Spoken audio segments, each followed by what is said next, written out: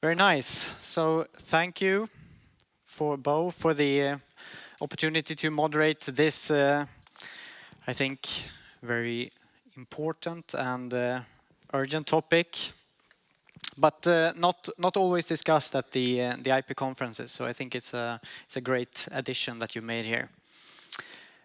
So I think as underlined by the increasingly kind of frequent reports we've seen in the past years, and not the least this summer, of different kind of climate anomalies across the globe. I mean, only this summer we've seen a year's worth of rain falling in Beijing in 36 hours. We've seen a 4 sigma anomaly in the temperature of the North Atlantic.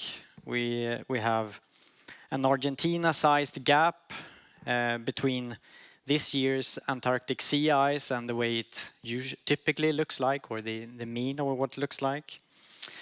So I think we have, of course, raging wildfires in different places of the globe.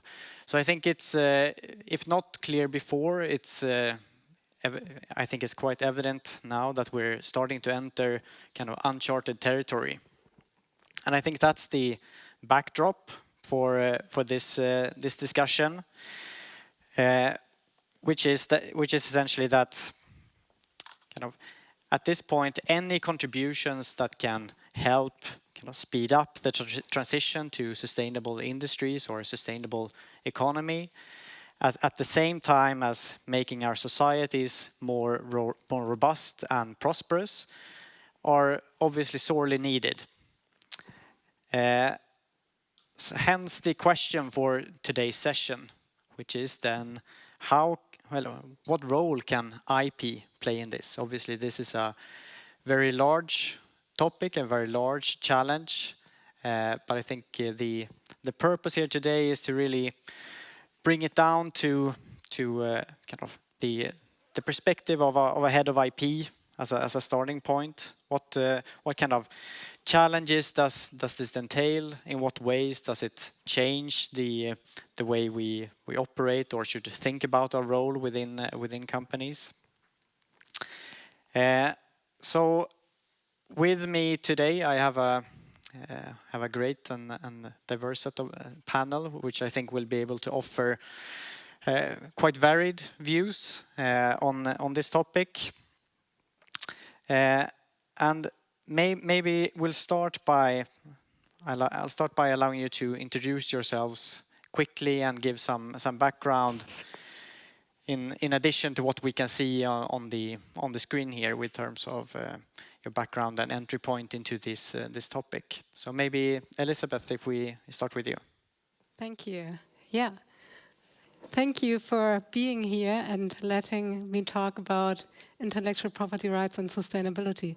And it's actually very nice to talk to an IP community that does not mistake IP with IT, what usually happens when you're in other communities.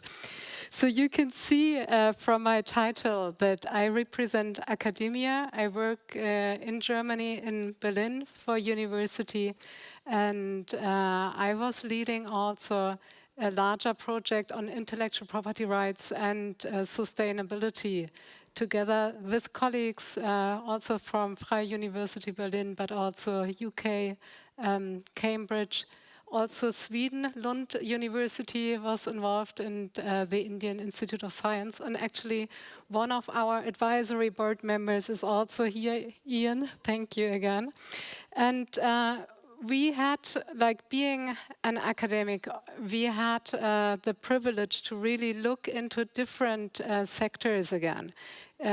Into automotive and clean energy, but also water purification, manufacturing, for example, chemistry, material sciences, also pharmaceuticals, to see if businesses do something different when they provide eco-innovation or social innovation. And this is one of the reasons I'm here, and I was invited to show you some of also the results. But being also an academic, have I 1 more minute? Then Yeah, sure. Okay, I want to give you a bit more food for thought because it's now very late. You had a long day, you learned a lot about or exchanged a lot about IP. I would love to bring you back to the 70s, sociology. Norbert Elias, who actually, he was a sociologist based in the UK. And he actually was pushing for social sciences to understand society and individuals not as something separate, but as two things that we all are. Yeah, so it's not like Durkheim and others who said individuals are something, society is something else, and it's somehow intertwined, middled up, whatever, and you have to look at them separately. But he was the one really paving the path for saying, you are individuals, but you are also society. So the decisions that you take also as IP managers in businesses, that also shape your society.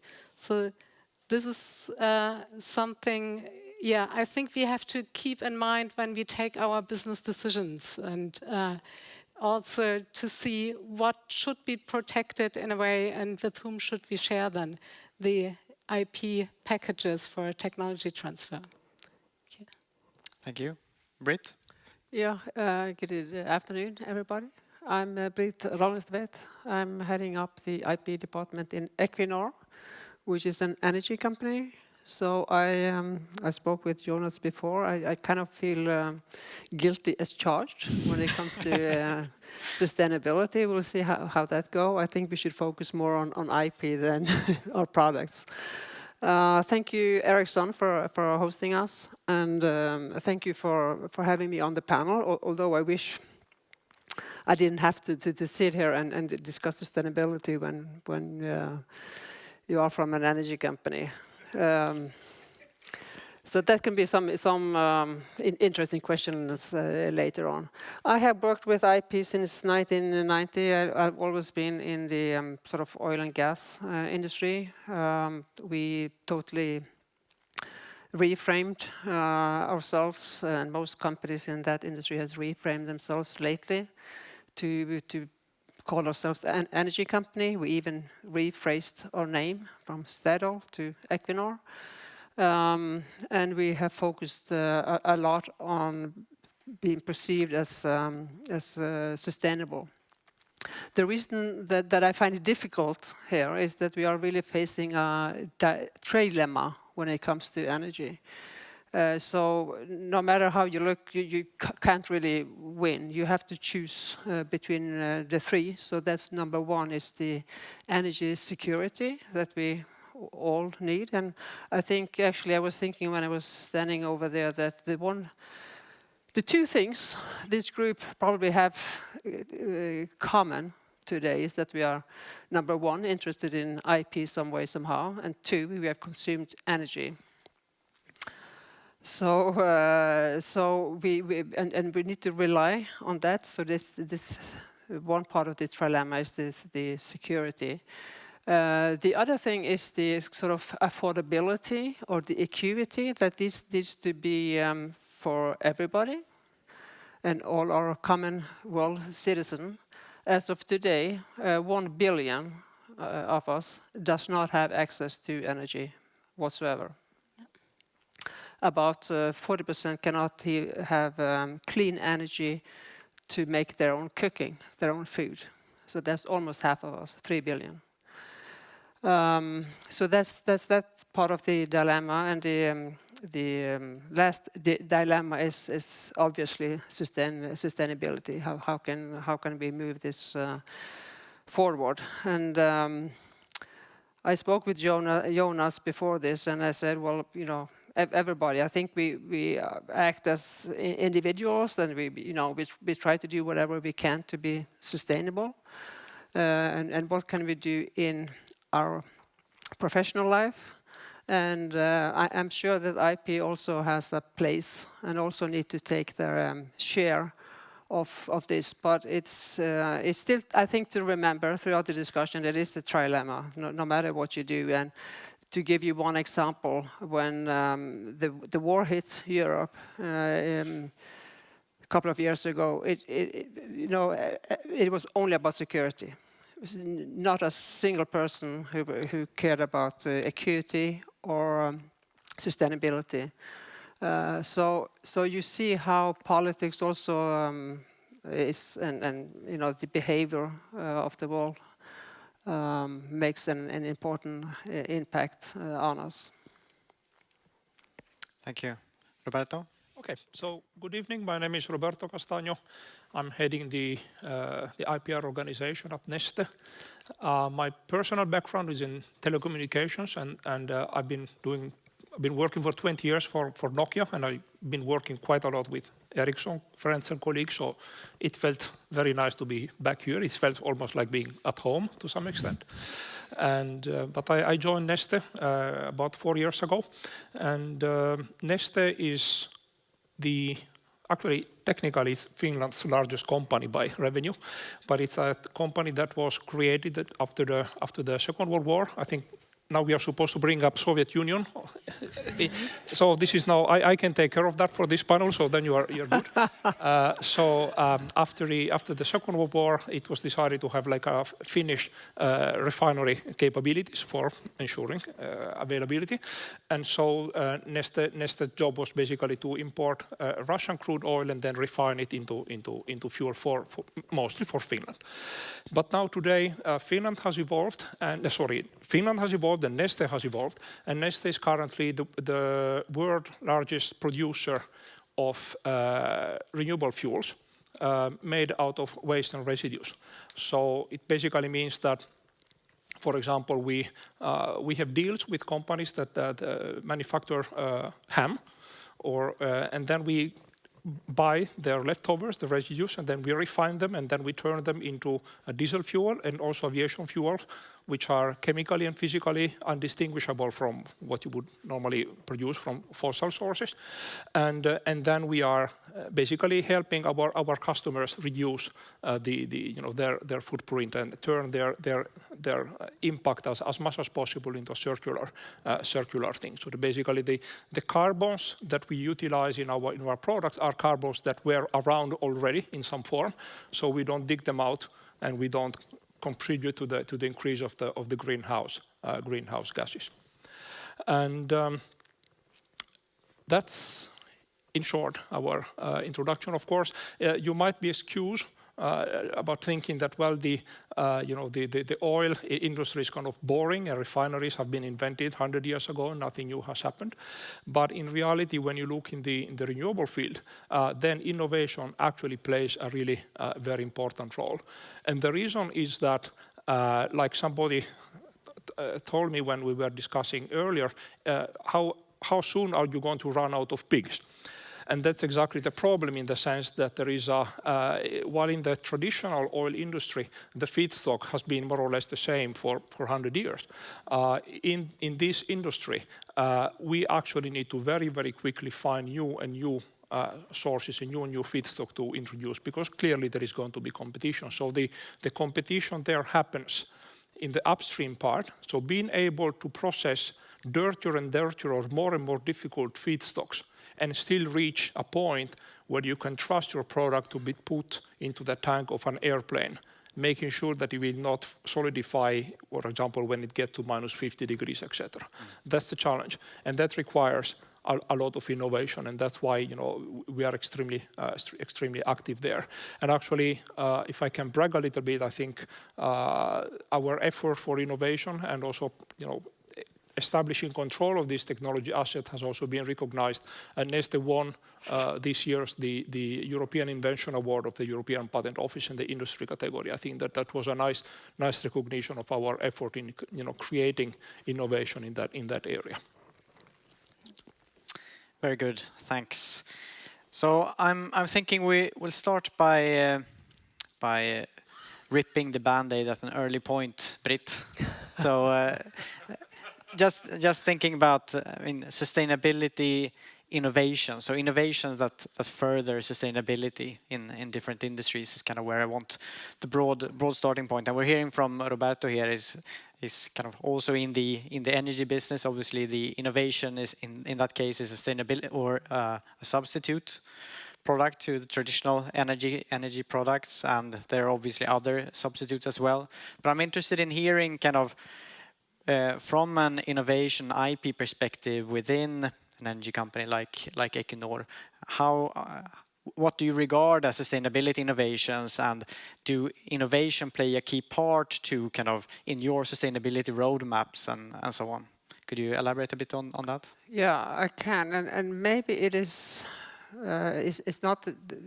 I will not give you the answer that you expect me to give you, because you think that I would say something that we have, amazing innovation and blah blah blah blah blah.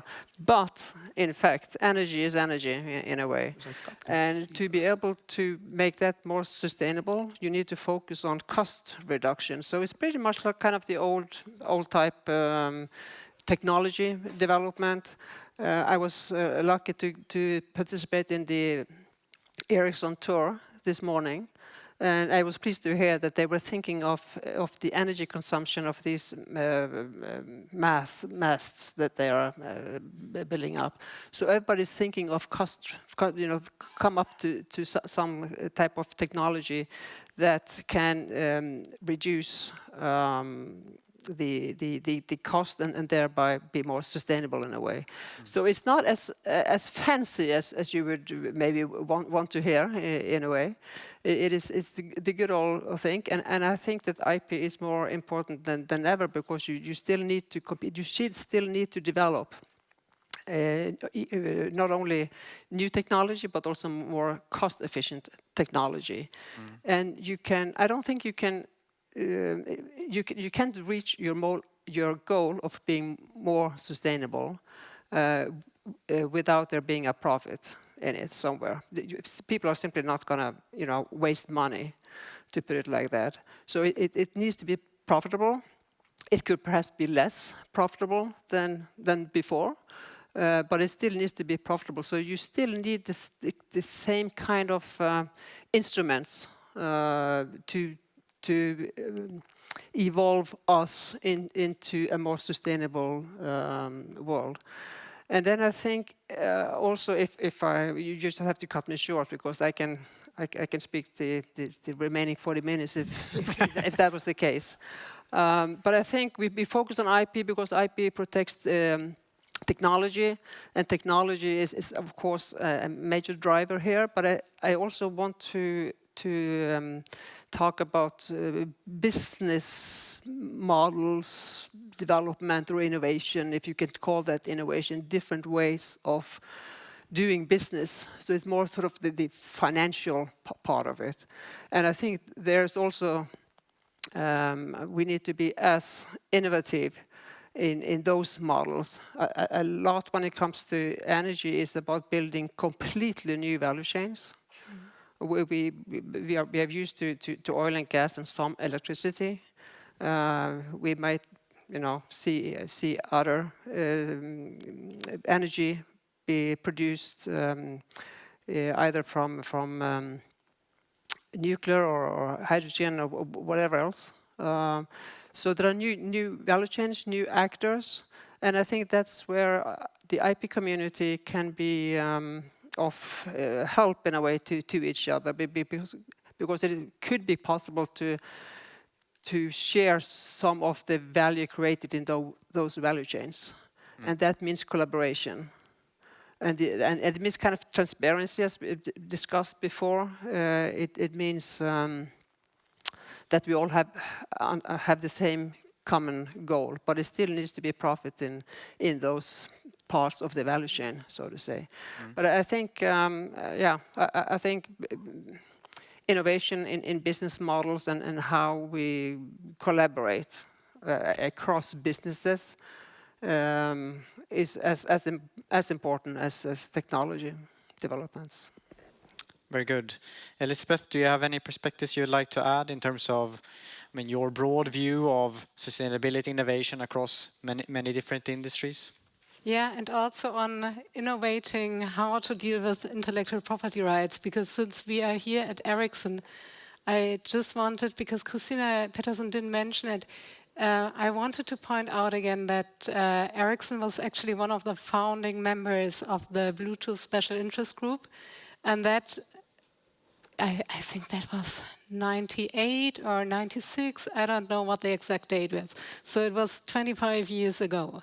And I think that was for the IP community really a big move to actually license technology to a broader community and make money with the devices and the products and the technology, and not necessarily with the licensing, but just getting the economies of scale and being then the first one with this technology in the industry.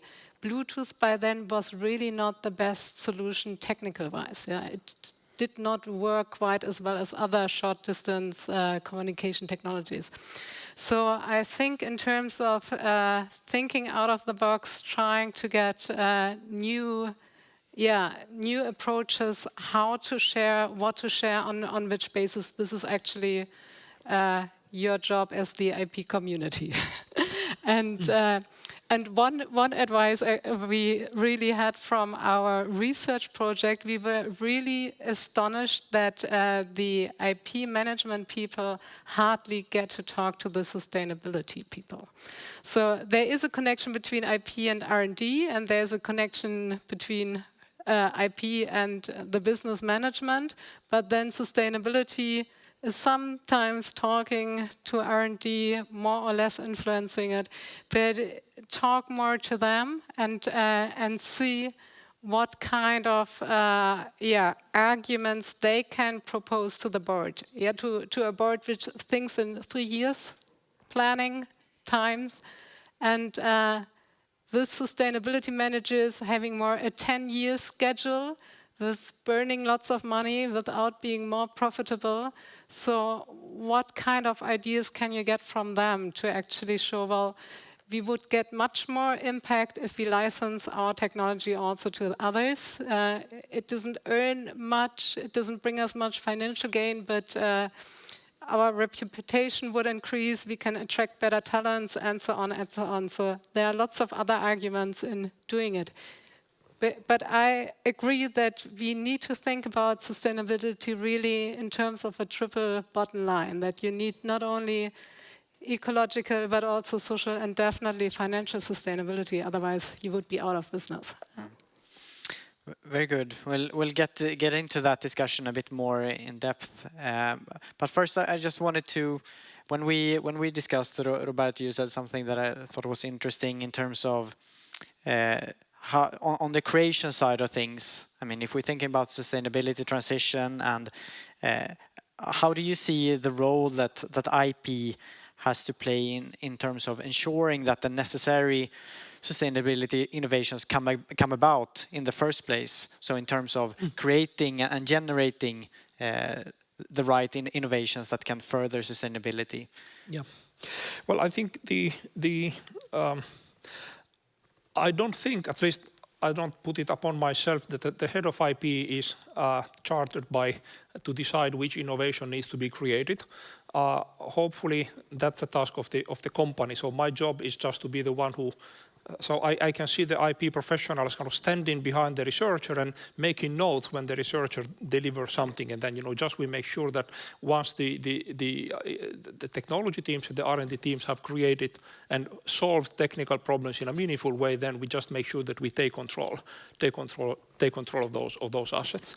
And I think that the most important role which I see is actually links to what Britt was talking about, the collaboration. When I joined the company and I was interviewing the senior management, the word that came up most often, what are your expectations? It was about, protect. Everybody's how we need to protect. Okay, which is good, but I don't think that that's all we need. And I've been trying to move the narrative away from the pure concept of protecting and going towards the concept of control. What is most important is not just about protecting them, but making sure that we establish legal control on those technology assets that we identify. And the reason why that is important is precisely what you said about the collaboration. The logistics of the oil industry used to be pretty boring. I mean, I'm from telecom, so I have no clue. But my impression has always been that, at least at Neste, we have a small ship that every week brought some Russian crude. Then we did some magic. We got fuel, we put it on trucks, and then we shipped it. That was a fairly trivial logistics. But today, the value chain that has established itself in our industry, and especially when we think about renewables, is actually what I like to call a hybrid value chain. It's a much more complex form of logistics in which some elements are actually purely material. So our job, and what I see ourselves as a mission, is to really make sure that we give the company as IP professionals the ability to navigate and operate in this kind of environment where logistics has become a hybrid, and that requires control. So I somehow half-jokingly say that, in my opinion, the IP organization should not fit in innovation, should not fit in legal, but it should sit in the logistics department.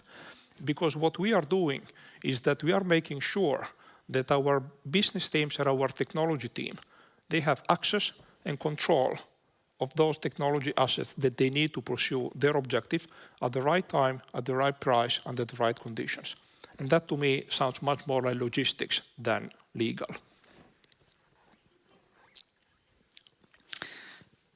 Thank you. And I was also thinking in terms of these collaborations and the specifics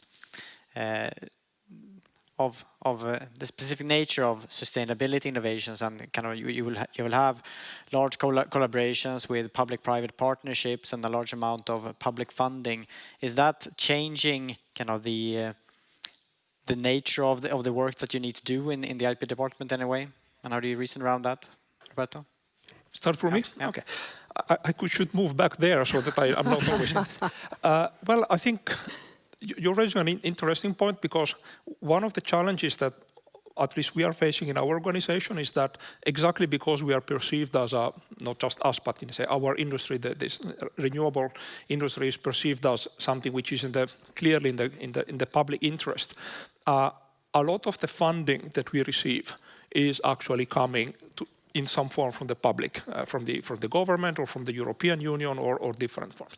So, which is very nice, and everybody likes money. The problem is that when you receive funding from the public, from the state or the European Union or whoever, it often comes with strings attached. Number one, and number two, the IP terms and the clauses that are attached to these agreements are very often very difficult to negotiate. So you can't really negotiate. So then the second best thing that you can do, if you cannot change the conditions under which you get the funding, what you need to do is that you need to make sure that internally in the company you use the right money for the right purpose. And I remember when I was a child, you get 1,000 lira from my grandmother for ice cream and then 1,000 lira from my mother to go and buy bread. And then I was constantly buying 2,000 lira of ice cream, and then that was it. So because I didn't really care where the money came from, I just cared. But when you deal with the European Union, that's not the way it works. And then that means that as a head of IP, my internal job is to make sure that you use the right money under the right umbrella and the right condition to do the right things. Because of course, when the community, the society puts money on there, of course it's their fair request that there might be some licensing obligations or obligation to share. In Finland there was a system called the Veturi, which means locomotive. It's kind of nice system that we get money provided we find a sufficient name of wagons after us, and we create a small train where we actually drive the wagons and we somehow share the money with the rest. And that's very nice.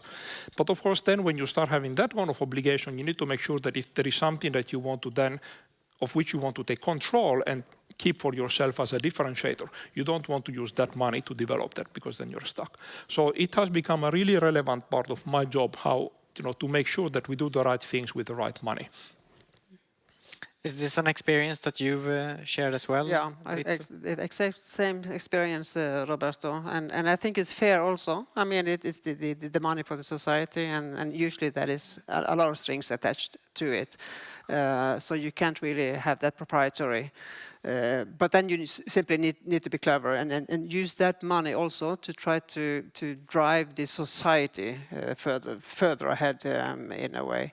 I also very much agree with you, Roberto, when it comes to this controlling, what you need to control and what you actually do need to own and protect as something proprietary that you want to exclude others. And I think, at least in my company, we have realized that in a lot of areas, we don't need to be proprietary for stuff, because we do benefit from a third party developing stuff on top of what we are controlling. So that is a smart way of going about it, I think. So we also, in my company, we try to license as much as possible. That is also sharing. I think sharing is caring in a way. Sharing is collaborating. So I think that is also a good way that IP professionals can start to think. Do we really need to have this, or could we license this a bit like you alluded to, and maybe earn less, but the benefit is that somebody else will, the locomotive analog that you mentioned, somebody else will spin off, that it will come back to us later on. So I think, and as a company, I think if you're clever about how to use your technology, you don't necessarily need to own it proprietary. You can own it non-exclusively and still be in charge, so to say. So I think that is, I guess this works for some companies and not in other industries. My entire background has been in the energy, so it could be different. To help to make sure the point comes across, what could you give an example? What could this look like in an energy context? In an energy context, it could mean that we, for instance, that if we put up a windmill farm offshore, floating or not floating, we could control that system, that concept of having this floating, for instance. And then we could license that out so that we get third parties to develop technology that we will need, and we will still have that concept to ourselves. But we are willing to release the technology to third parties. And that, again, it could also be sharing data, which we discussed before. So it could be that I think somebody said earlier today that data, is that our next goal? Well, we don't know if it is, but I think a lot of companies have a lot of data sort of in their databases or in the cloud or wherever they are, without necessarily being aware of whether it is a value in it, or if it's a value to the company, or if it's a value to somebody else. But we do know that data is valuable. We have spent money in getting that data. It could just be that that particular company is not the right body to make profit on that data. So by sharing it, I mean, it's like you give away something that you don't necessarily are able to develop yourself. But just to think of that and do it, that is also, like, if you think of data as an intellectual property, that should also be the responsibility of an IP manager in any of these companies. So we have released a lot of data and given it both to academia, to universities for training purposes, to other companies.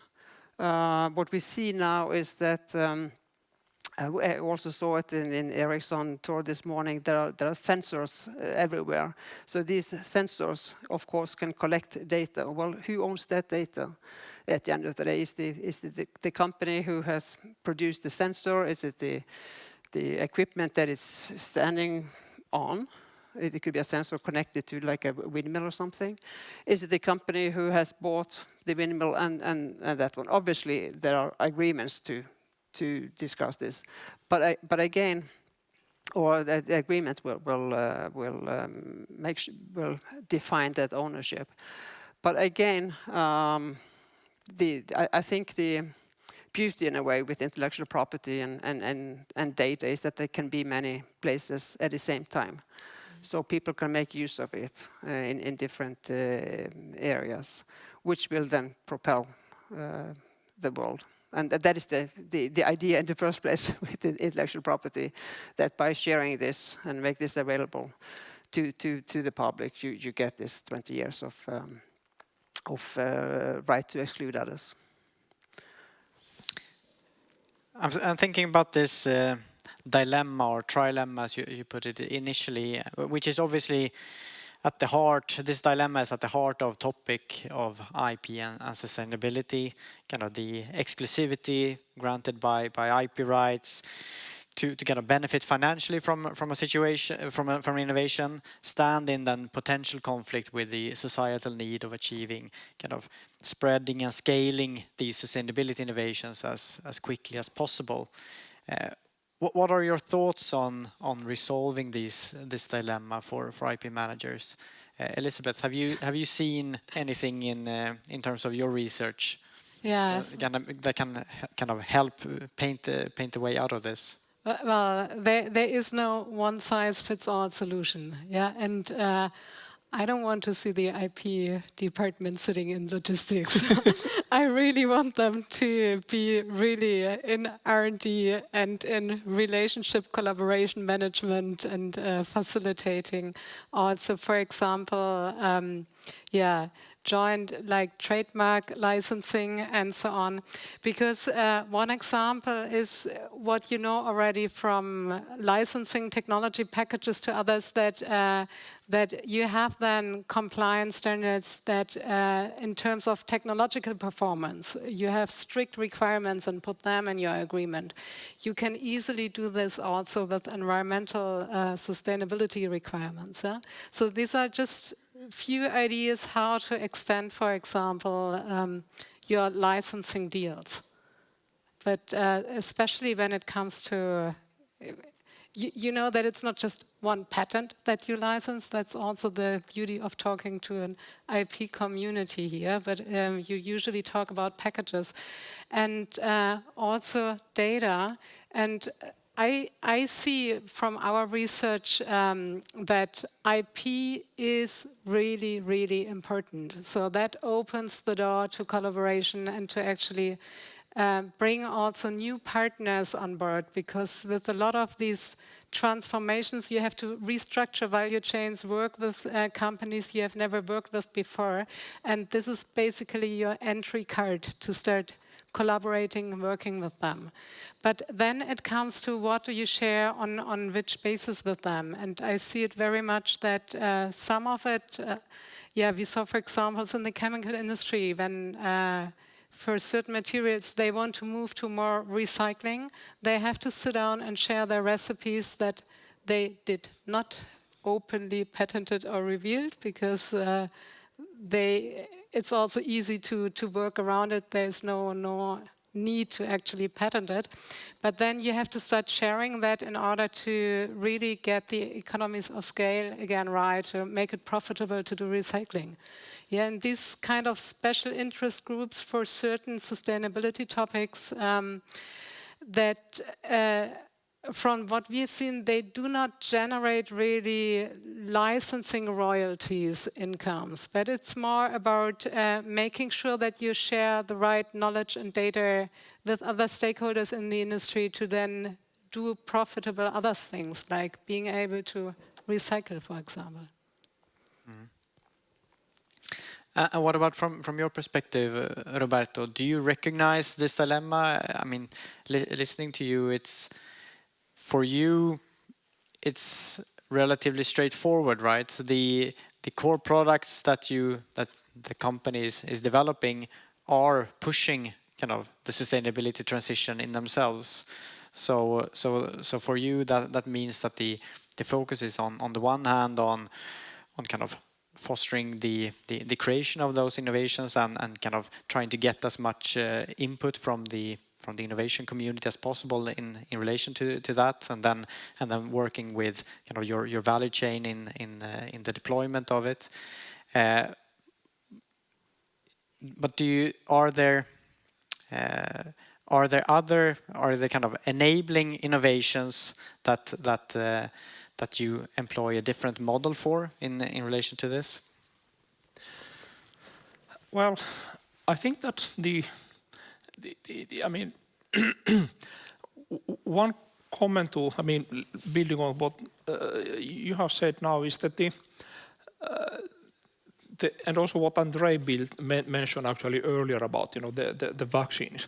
I mean, when you start putting your hands in technology which are somehow perceived and advertised as being, you know, planet saving, you get very, very close to the COVID situation that, okay, is it fair that, you know, you would actually, you know, are allowed to patent this technology? Should there be a mandatory licensing? And it's interesting that at the same time, at least I don't know how it works in Sweden, but at least in Finland, the National Patent Office in Finland has actually a fast lane for technologies related to the green transition.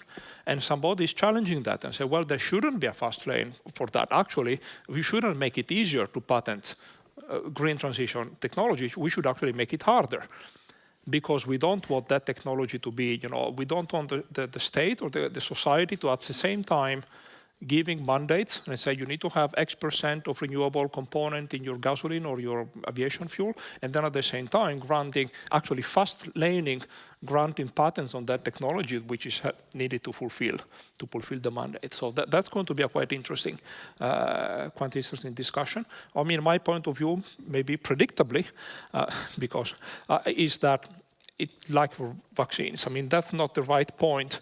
I mean, I'm totally in favor of designing that for the well-being of society. There is a need to create some areas where sharing is done, but that you do it upfront.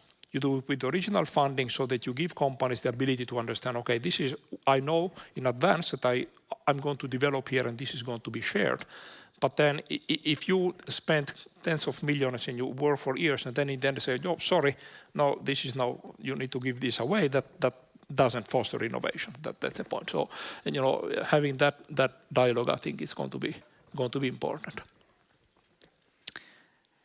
Very good. I think from the discussion, I think it's clear that kind of the abilities to collaborate and share technology and IP across kind of the value chain, and including with competitors in some instances, and I mean, drawing upon your point, Britt, to be able to kind of govern and orchestrate business ecosystems in a larger way and beyond kind of the traditional status quo. Are likely to be key. So I'm just interested to hear if you have any points to add with regards to kind of how you make this happen in the daily work as heads of IP. From our experience, the key is really to be able to kind of partner with business leaderships and kind of technologists and strategists in an integrated way. Including on these types of topics. Is this something that you kind of experience as well? Yes. Yes to that to that question. We are. It's kind of for my company, which have predominantly developed oil and gas. It's also a transition into a sort of super profit industry over to a marginal industry, which is the renewable industry. It is not even marginal in a way, because it costs the technology hasn't taken us there where it's profitable really. So it's pretty much sort of a political decision that so and so much should be produced, and you have to fulfill that, right? But so for us it is it's in a way we need to disrupt ourselves, and that's an extremely difficult thing to do. But we know that we need to do it, so we better be prepared. And the way we prepare is to prepare with this new ecosystem which are out there. We have other tools in our toolbox. It is to buy technology, to buy companies, to invest. We have invested in fusion, for instance. We have invested in batteries. You kind of spread your eggs around doing that type of exercises. Trying to build new, like the hydrogen, the blue hydrogen, the green hydrogen. Again, you need to build all these new value chains. And you need to speak to all these other companies. And you never know whether it's a small startup company that crack the codes on something and will be a major player. So it's all in a way up in the air, I should say, in a way. And it needs to come together again. It's still we don't. There is so little energy produced in renewable energy today than what we will need. Although all the major companies in the world, I'm sure Ericsson and everybody has something. Well, we saw Ericsson's presentation this morning. Sustainability was certainly not certainly, but it was in the middle of the center of the core of the values. So everybody has it, but I think the problem is to be able to deliver. And you can see now that these 2030 goals, the 2035, 2040, 2050 goals are starting to be pushed further away. It is just incredible difficult, I should say. But I think, and then of course you have the old traditional oil and gas production that could be cleaner. If that is clean, if you can capture all the carbon, well, that is clean as well. So, and then of course, when you do build all sort of the renewable energy sources, they're also intermittent. They're not stable. So you need also to build yet again another value chain. You need to build in some type of storage, because the customer, of course, wants security, wants reliability. And what we typically see today is that you have to build much more capacity out there than you actually need, because you need the windmills and all that kind of stuff has too much capacity. It's a total waste of money, because you could do with less in a way if it was constant wind or constant sun or constant waves, but it isn't. We're quickly running out of time, but I think there's time for one question from the audience. Hi. So I was thinking... Could you please just shortly introduce yourself? Erik Olsson, Sandvik. If you are allowed to play around with like how to use IP rights to incentivize more sustainability, quite freely, like, do you have any ideas of what we could do? For example, like the licensing you talked about, perhaps you could incentivize that by paying extra to someone who licenses technologies. I don't know, create a new type of right. I don't know, a sustainability model. Like, if you play around freely, how to use IP rights to incentivize sustainability? Do you have any thoughts on that? I'm not sure who you asked for everyone. I'll go ahead first. I think you need to intensive or give these incentives. It needs to be on where you distribute your money for the research that you are doing, for whatever. It doesn't help to, I think, to make new models. I mean, IP is IP, has been around for a couple of 100 years. So I don't think that is, but where you put your money, I think that you should, set aside so and so much for innovation, which is in support sustainability and not necessarily profitability. So I think that's where you can go about it. And if you then have innovation that is created due to the KPIs being sustainability, then I think probably you could patent that as well, and then license it for more for free or something. I don't know. It was an interesting way of thinking about it. But I think you need to sort of go one step back in the value chain of innovation. IP comes after innovation. So, Anything either you would like to add? Yeah, I think it's actually a nice question for final concluding remarks. So what would we do if we can play around with it to actually increase impact? And we all know that basically each and every business in the global north has now some kind of sustainability on their website, in their mission, everywhere. But there are only very few that really tie it also to what the management board earns, so the impact and performance there. And I think jumping now to IP, you could actually also give IP managers incentives to increase sustainability impact with how they actually make use of the IP and what do they protect. So if you think, for example, new material that replaces something less sustainable, and then you can just calculate, so how much do you replace, what are the benefits, and then how do you increase the benefits if you keep it in-house or if you share it with others. So that would be one way of thinking. Because I think we heard also in the panel before, and Roberto, you pointed it out again, if you patent something with high relevance in terms of sustainability, non-governmental actors and governments, they get curious and suspicious. And we had in the panel before also an emphasis that you should convince your governments to continue protecting IP, that we shouldn't weaken that. So show them that it's not necessary to weaken that, yeah? That IP is not in the way for transformation to sustainability. And maybe playing around, providing incentives, KPIs for that would help. And final words, Yeah. it's 1:30. Very shortly, I think my main advice is actually build IP in your architecture. I mean, at least in our industry, people invest a couple of billions building a refinery, 5 years planning for it, and then 3 years building it, and then it's rock solid.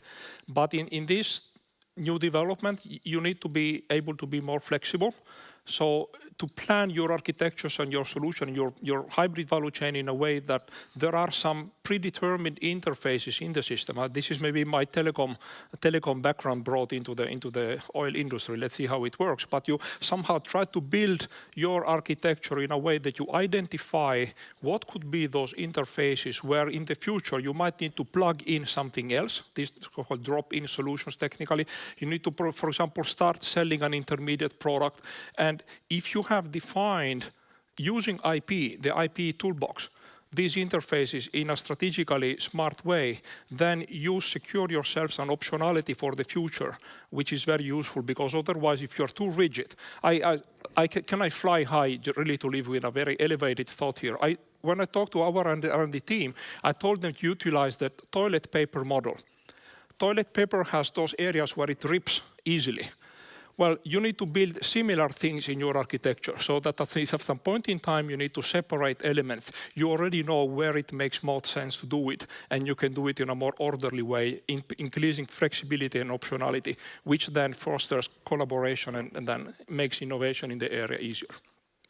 Very good. I think that's an evocative model to keep in mind and digest over dinner.